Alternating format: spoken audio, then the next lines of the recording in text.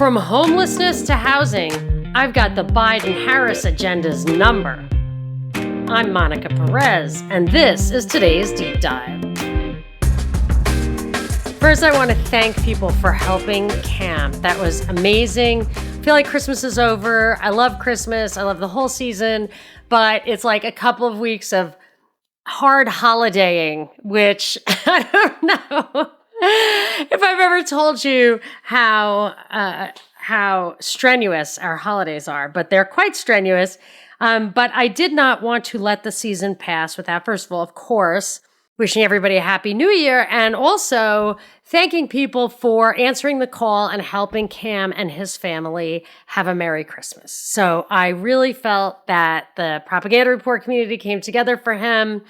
And if there's one achievement I feel like having podcasted has done, or that I've done through that, it is building this Propaganda Report community, not only like as a group, but individuals who have become friends through the show and all of that. And I just really felt like people came together for Cam, who is part of this community.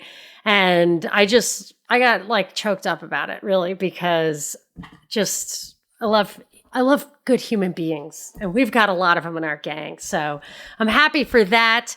It helps ease the pain of all the crap I have to sift through to try to get to the bottom of the agendas. And it's not even fun anymore. Like, it was fun with Trump. Like, he would just say crazy things. Even if I disagreed with it, he would just crack me up. It would be fun to figure out what he really said, what they were saying he said. But this is just so dry that they're probably going to get away with whatever, because who even wants to read it? So this is the incredibly boring headline. Biden administration announces plans to drastically reduce homelessness nationwide. I mean, I could pick that apart on its face.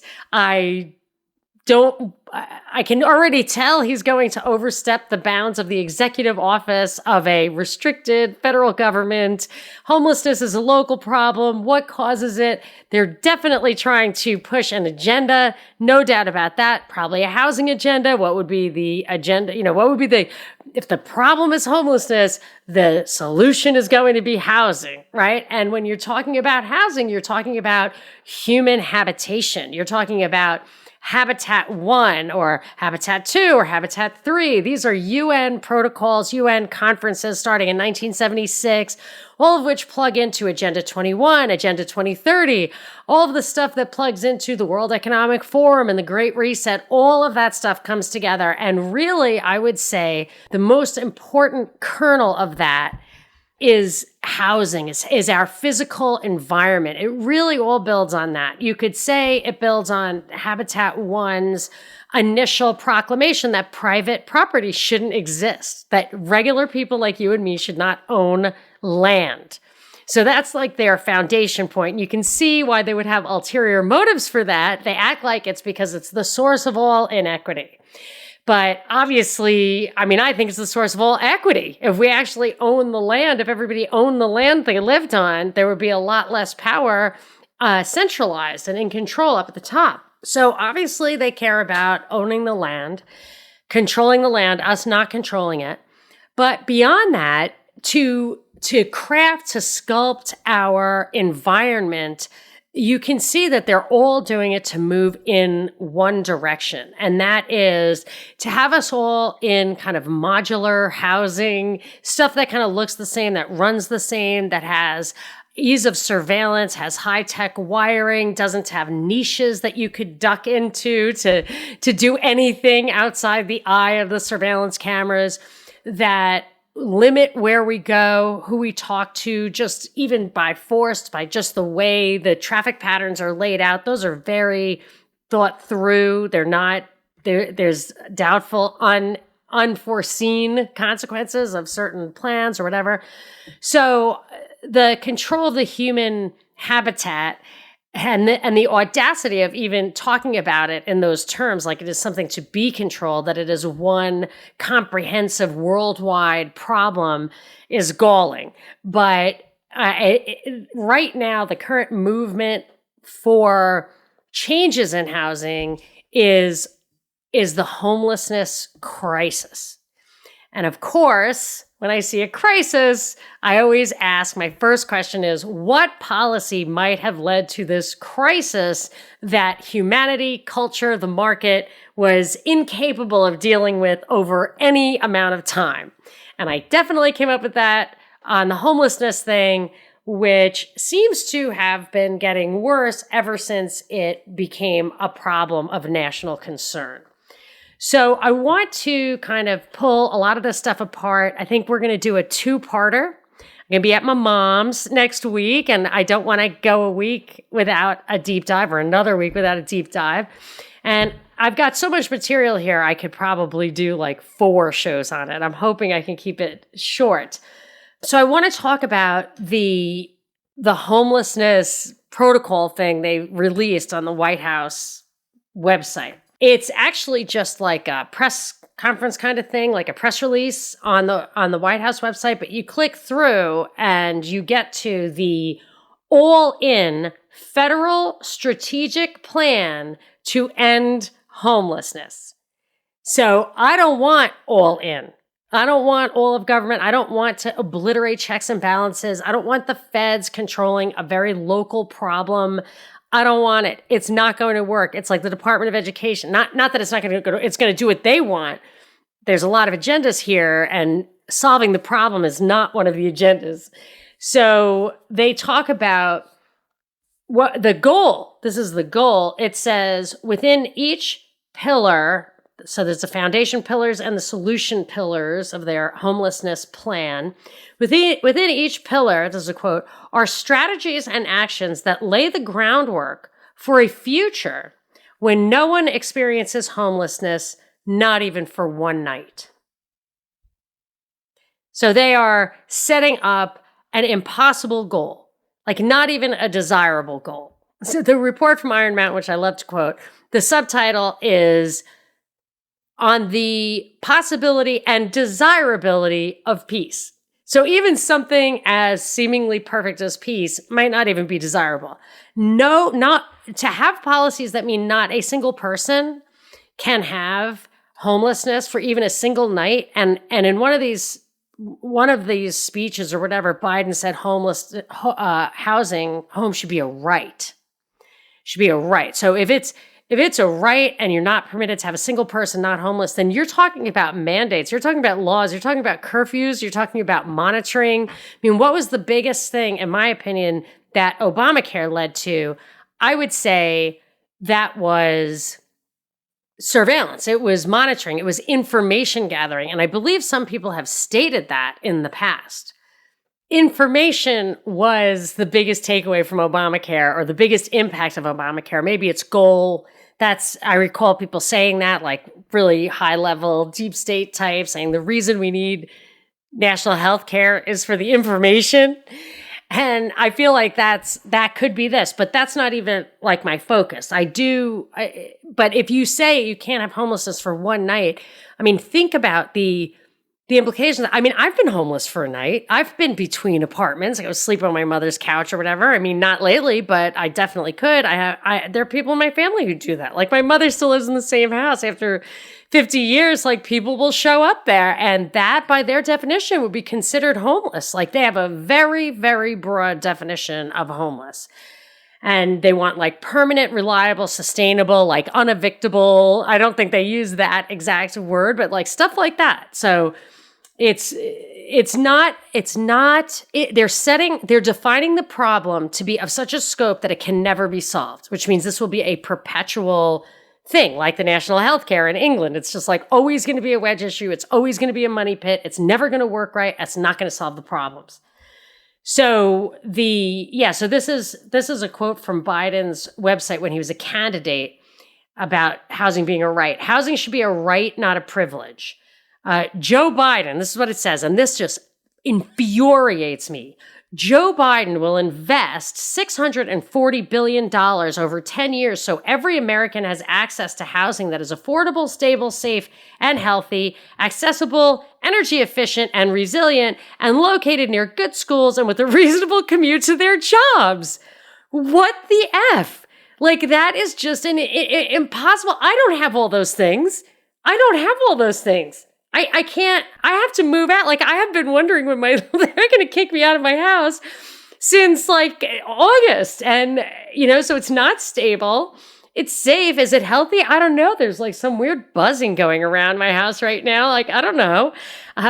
Is it energy efficient and resilient? I don't even know what that means. Is it located near good schools? Like, yes, my current house is, but the last place I lived wasn't. I wanted to live that was close to work, but that's not where the good schools are, where my husband's work. Reasonable commute to their jobs. Like, those things are mutually exclusive. This is a whole new world. But what infuriates me about this is that it says Joe Biden will invest $640 billion. Is he going to cash out his investments in China? Does he have $640 billion? Because I think what he's saying is he's going to steal my money and give it to people who will vote for him for that very reason. And it is absolutely not going to result in all of these things. So that whole thing infuriated me. Okay, so let's get to their foundation pillars. The foundation pillars are equity, data and evidence, and collaboration. So those are three. The first one is equity. So absolutely the first priority out of the gate here is race. It's they call it equality, they call it equity. Maybe it goes beyond race. I don't know. But one takeaway that I've had throughout my reading on this is that it's really like I've been of the mind always that the disparities aren't really about race. Like, if you had somebody who made the exact same amount of money as you, who went to the same school, who's the same religion, who lived next door to you, you would have more in common with that person, no matter what race he or she was, than you would of some poor person from the inner city of the country or race that you came from. So I have, more in common with my Black neighbor or my Chinese neighbor than I have with poor people in Dublin. It's just, it's the economic, educational value, religion. Like, those are the things that drive concord and discord. And one of the things that was a stated goal in this is, in some of the housing stuff I'll get to later, is bringing people of different socioeconomic strata together as neighbors. And that is going to open such a can of worms. Like, maybe not when everything's shiny and new and people are excited and their houses look nice because they were just built.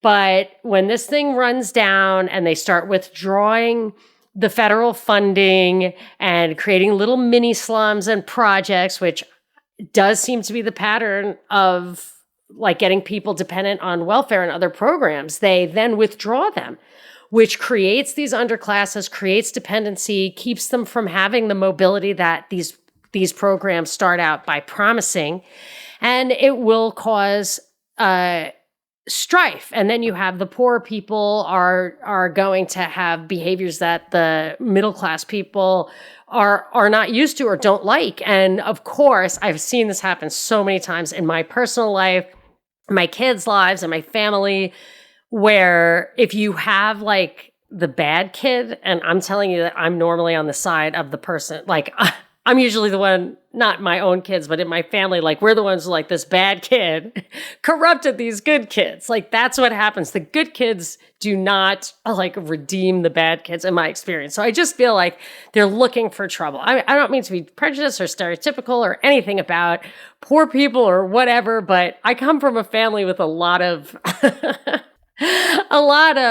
of habits that, can corrupt the neighbors. And I remember when we moved into my parents' house, I was just like 5, but when we moved to the suburbs, it's a long story. We were already in the suburbs. When we moved to the house that my mother lives in now, I believe, if I'm not mistaken, that there was, I don't know if they I think they took up a petition to kick out the foster home that was down the street, but there was definitely some pushback. Like, oh, they thought that we were more than one family.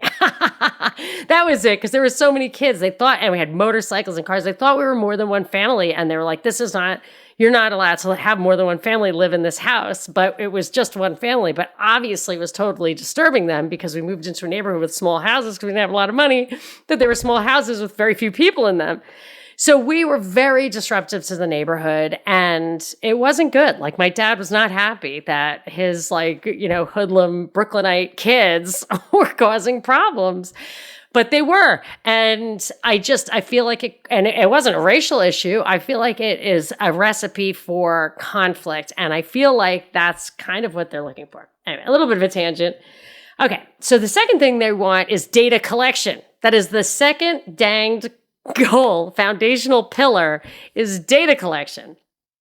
And then they have the third pillar is collaboration across governments and sectors with data sharing.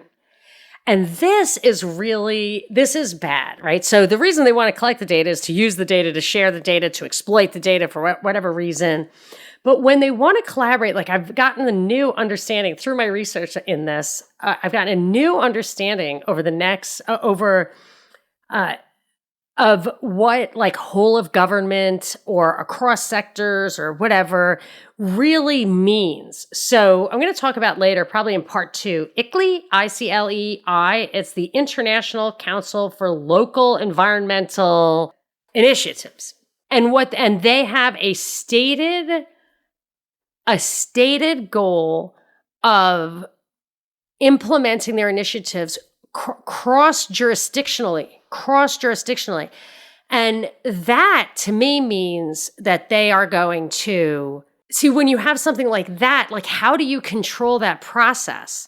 How do you assert your rights? How do you use your laws and ordinances as a touchstone if they are implementing these initiatives across jurisdictions? Because a lot of these things kind of have the buy-in of the councilmen. They actually form little coalitions of mayors or whatever. Like, it's really bad. I do not like the whole government thing. I think it is an absolute intentional subversion of separation of powers, like, across, like, this thing being an executive branch thing, and up and down, like, local to state and all of that. That subsidiarity element of separation of powers.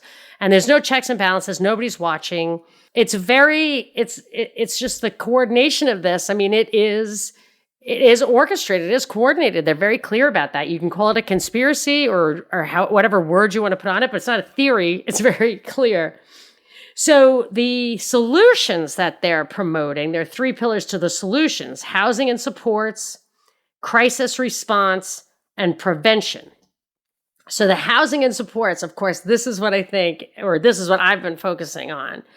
And the number one thing is to create housing to meet demand with an eye toward correcting racial disparities that shape homelessness. So I actually know a person who may really be, because of COVID destroying their business and illness, just terrible situation. But she has to find a place to live, and it's difficult for her. She's got a credit problem through no fault of her own, and it's just, she's got a problem. And I really worry about her. Like, she can sleep on my couch, that would be considered homeless, though, you see. So she's going to have that problem. And she said that there's, like, affordable housing or whatever. They have some allocation to that. But I believe that they give preferences to people of color. So what would happen then is that, because there's not enough, there's like 3 apartments to every high rise, whatever, it's definitely not going to be enough for everybody. So people will get priority, the ones who get it, people who don't. So she is facing homelessness in part because she's white. And then what does that do? It makes, because they say they don't like the demographics of homelessness is skewed towards people of color. So now, not only are they going to take that socioeconomic thing up into the middle class, but they're going to try to make homeless white people. Like, it's kind of messed up. Like, if there's a limited number of these houses, and you're using race as a factor to decide who gets it rather than need or like urgency, you're making a decision to change the demographic. It's a stated decision. I mean, I don't know what to make of that. Is that righting past wrongs? Like, she never did anything. But, you know, on the other hand, getting public assistance isn't really my forte. However, I could probably pay for her apartment if I got some of the tax dollars back that went to all the wars over the years that I have contributed to against my will, and a lot of other things that I think I'd rather have just burned the money. So it's a whole complicated systemic problem. But what they will do is they're going to build, supposedly, or subsidize or whatever, more affordable, so-called affordable housing. But it seems to me what is all going hand in hand with the affordable housing is like services. I think I read somewhere $3,000 worth of services kind of is the backroom cost of any one of these affordable housing, because they need healthcare, they need monitoring, they need, food stamps, a lot of stuff. And I don't know anybody who's getting that. But if that's what you're looking for, you're creating, you know, what you're doing, where you're doing that, you will attract, like you will actually generate demand for these services that maybe weren't even there before. And I heard this from somebody who lives in Austin, who's works in the system, like a bureaucrat, whatever. And apparently when they changed, so they did exactly what California did, knowing what the result was, and they suspended the ban on encampments. And at this, and like, so you couldn't used to have homeless encampments in Austin, of course. Like, it's crazy in California that they allow it. It's awful. It's not good for anyone. But what they did in Austin is at the same time that they did that, they allocated more resources to the homeless. And it literally caused homeless people, or like, this is anecdotal, but whatever. Like, it certainly stands to reason. And this person said it was true and had reason to claim to know it, that people migrated, homeless people, maybe not even homeless people, maybe people who just thought this was a better deal than sleeping on a couch somewhere, their mom's couch, migrated there for the resources. And boy, did that cause conflict. I mean, it really caused conflict because these were not their neighbors. You know, these are people who are being paid for by the locals who obviously weren't locals. That causes a bunch of problems. And it costs a lot of money, but it exacerbates the problem is what I'm really focused on right here. And, okay, so then it says, the second one is an all of government effort to end homelessness. So this is another thing that, yes, the all of government thing I went into, but to end homelessness, this makes me nervous because there's also the push. Like in New York, after the subway shooter, I completely anticipated this. They're going through the subways and they're finding homeless people. They're designating them mentally ill. They're giving them pills, but they're also involuntarily committing them. That's a new thing that the mayor just said. Like, and a lot of people have the right to do that now, like social workers, cops, it's not, and it doesn't have to be someone who's a danger to themselves or others.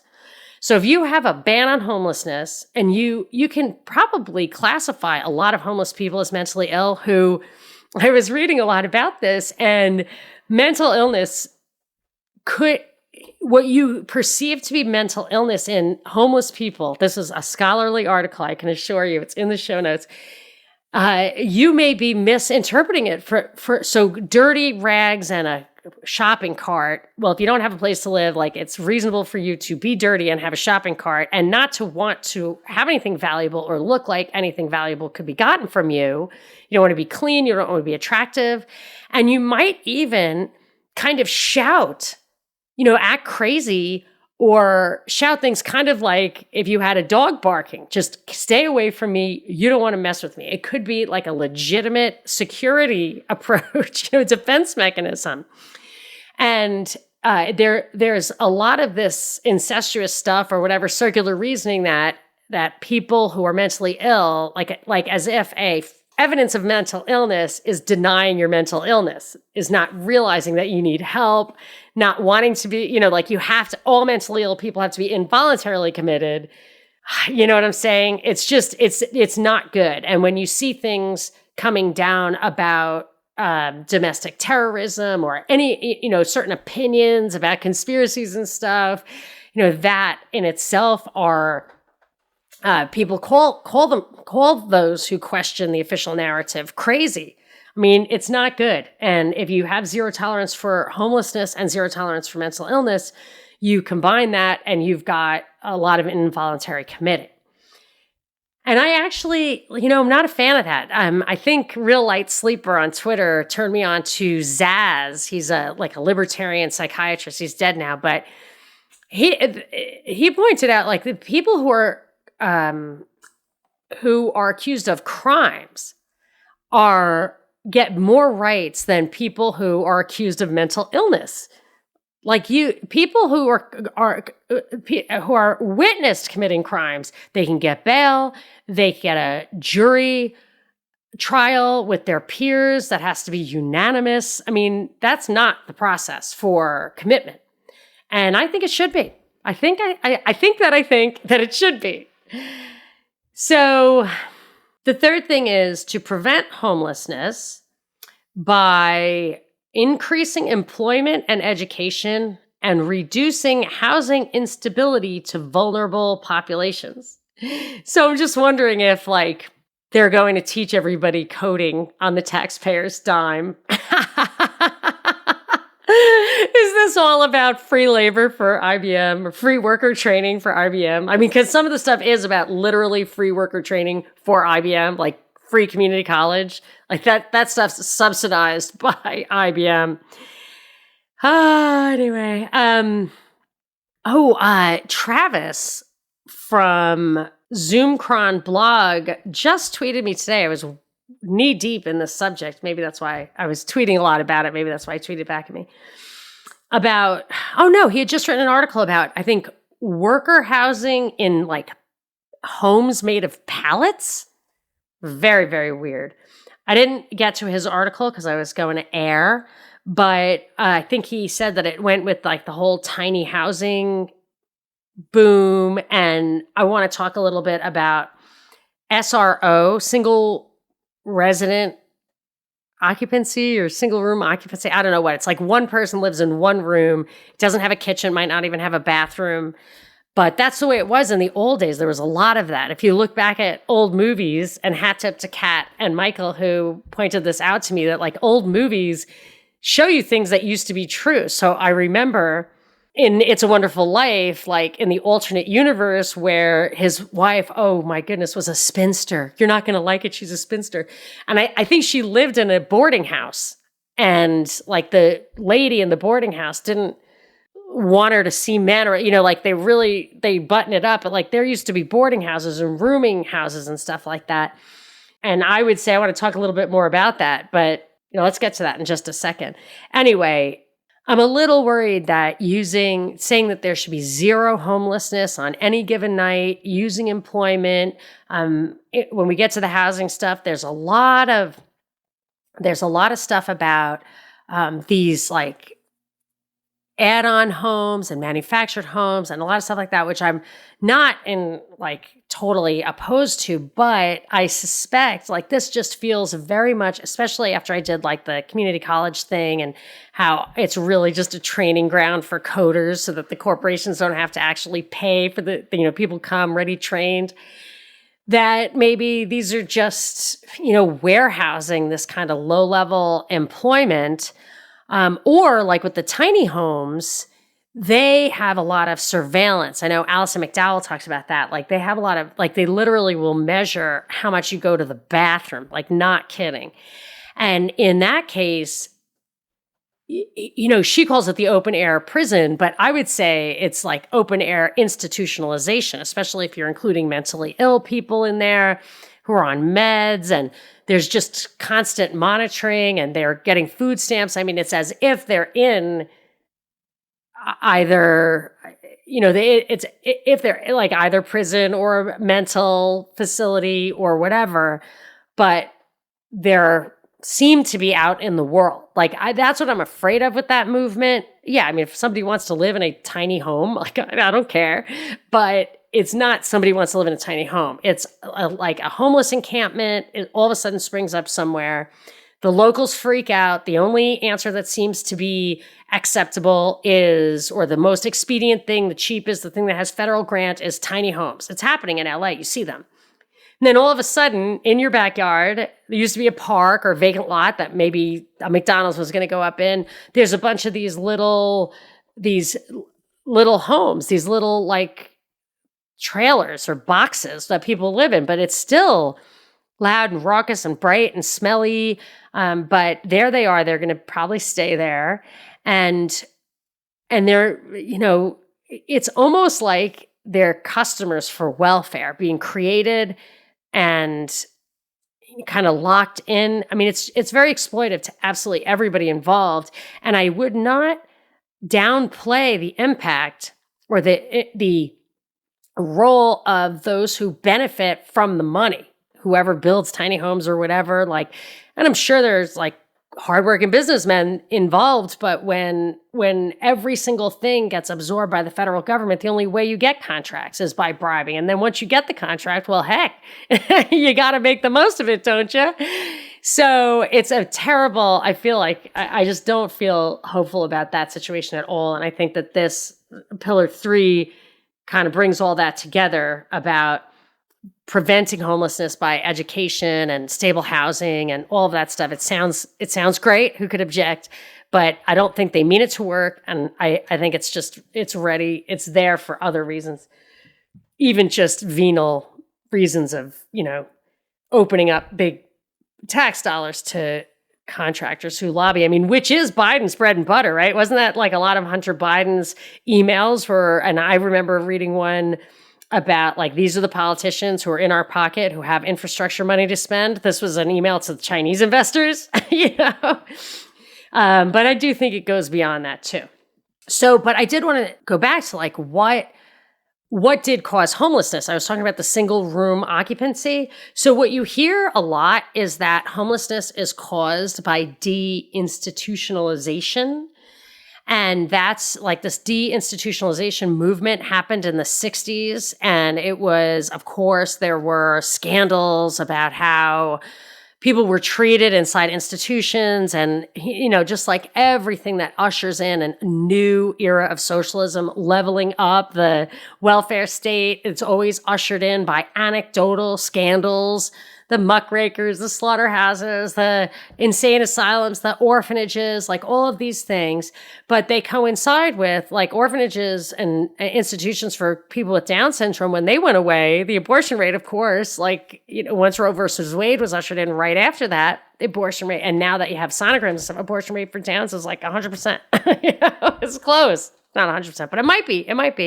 It used to be basically 100% if people got sonograms. I don't know now that everybody's getting a sonogram. It can't be 100%. But so this deinstitutionalization happened to coincide with psychopharmacology. So they're drugs that people could take every day that change their mindset, for better or worse. And for some reason, so I guess they said, well, you don't need it if you can control your mind that way. You don't need to be in an institution where we have to actually physically control what you do with your body when your mind is sick, because we're going to control your mind. And supposedly people went out on the street and it was mayhem because people were still completely mentally ill and then just had nowhere to go.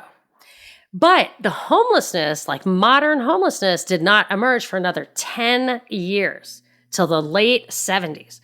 And by coincidence, that Habitat UN thing was in 1976. And what happened, and this I actually, haven't found the smoking guns necessarily, but around that time, like in the mid to late 70s, these single resident occupancies, so they existed for a long time. I think they really surged, maybe peaked during when World War II workers, there was like this influx of workers from the farms into the factories as the soldiers went overseas. And then when the soldiers came back, and maybe those people moved out, maybe they didn't, but then the soldiers also used single room occupancy. And when I drive around sometimes neighborhoods in different towns, I think Colorado and Denver, I noticed this a lot, and there's some here, you see a lot of really small houses, just one after another. And I generally think that those are World War II building boom post-World War II building boom houses. They were probably subsidized, whatever, but it's just like that's where those were starter homes for soldiers and their wives. Well, a lot of the soldiers weren't married and didn't do that and maybe couldn't get those subsidies. And they would be in those single room occupancy houses. But a lot of other people were too, like women who were secretaries or sales clerks or just a lot. And there were all sorts of them. I read a few articles on this, which I included in the show notes. Lots of different ones, flop houses even, boarding houses. And they were, would tend towards, gender, like there would be women's ones. The YMCA was for men. There were, I'm sure, like ethnic, like in communities, immigrant communities, they came together, and they weren't necessarily poor or unsafe or anything. Like there were rules, especially in the girls' ones. When you do watch old movies, you see like the old lady who runs the house, she's watching. She doesn't want bad stuff. So people who couldn't, you could rent a room. So a housewife could rent out a room. And that would leverage her housework. It would leverage her cooking dinner. And the sales clerk girl wouldn't have to do all that stuff. Or it would be communal living where you could have a room or room with a bathroom, communal eating, or people would eat at the automat. Maybe that's why there were automats where you go in and you just take that. There was even hot beds. So you could have a bed for 8 hours and then the next guy would take the bed for 8 hours. And I remember I met an Uber driver who said that he and his buddies, 5 of them, they were from some other town. They would go to San Francisco and rent a room with 2 beds. There were 6 guys. And they would each do 8-hour shifts. So 2 guys would sleep, 4 guys would work, 2 guys would come back, and that's how they paid the rent there. And they said that they would do it like during holidays or busy seasons in San Francisco, and they made money hand over foot. It was great. Maybe they were Airbnb, which is a kind of way of doing this, although Airbnb tends to be much higher end. So a lot of laws passed all over the place that reduced single room occupancy places. They didn't allow new ones to be built. You could be grandfathered. So there was an existing stock that would diminish over time, but then they gave these massive tax incentives so that those would be converted to apartments. So then you had this massive decline in single room occupancy. In New York City, for example, it went from, I think the peak in the 50s was 200,000 units. And then by the end of the 70s, it was like 25,000 units. And then I was just trying to piece that together because 200,000 units just in New York. I mean, say that's like a tenth of the country. That would be 2 million housing units. 2 million individuals. And when you look at the homelessness problem, it's less than that. And there was a task force formed in the 80s, maybe 10 years after the problem, called the U.S. Interagency Council on Homelessness, which, by the way, is the agency that put out this homelessness recommendation. So obviously, since that agency was created, the homelessness problem, at least anecdotally, at least they would have us know, has gotten much worse. And they're going to say it's for other reasons. But if it was deinstitutionalization, which happened once, I guess if the population of mentally ill people is growing, and we should talk about that. And I actually probably need to just do a whole nother show on that. But there was a sociologist at the time, a little bit controversial, by the name of Peter Harris, who said that the homelessness problem is way overstated. It's way overcounted. And it's usually short-term, often short-term or more temporary. So when you see like homeless numbers of 1 million or 1.5 million in 1 year, you be careful that they're not, what they mean by that is if it's 1.5 million people who were homeless during that year, that really only means like how many. So they do also give you stats for like the night. So Biden says that 500,000 homeless people were homeless on this night, which seems like a gross exaggeration. And Peter Harris would say the same thing, I think, if he were still alive. So But even then, that means that if the maximum number of homeless people in any given night was 500,000 in the whole country, that means you only need 500,000 beds. Because if there's 1.5 million, it just means that, that those people were only homeless for a third of the year. And that's when you can really get your hands around the problem, which is it isn't a bigger problem than that SROs would have solved. And I think so this is how I think about things. It makes perfect sense that I never even thought of SROs. But I did think of this once. I wanted to do this experiment. What if I moved to the cheapest town in America? And say I was poor, homeless, hungry, whatever. I was an impoverished American. And I just got on a bus or whatever, went to the, hopefully, begged for enough money to get on the bus or get a pass. I'm sure you get a pass. Go to the poorest place in America, the cheapest place in America, get a job at McDonald's, pay some old lady within walking distance to sleep on her couch, wear the uniform of McDonald's, and eat on your shift, which I think you're allowed to do. You would need basically no money for food. You can eat one meal a day, and there's a lot of calories in McDonald's. And you don't need transportation. You go just sleep. So you have food, clothing, and shelter. That's what you need.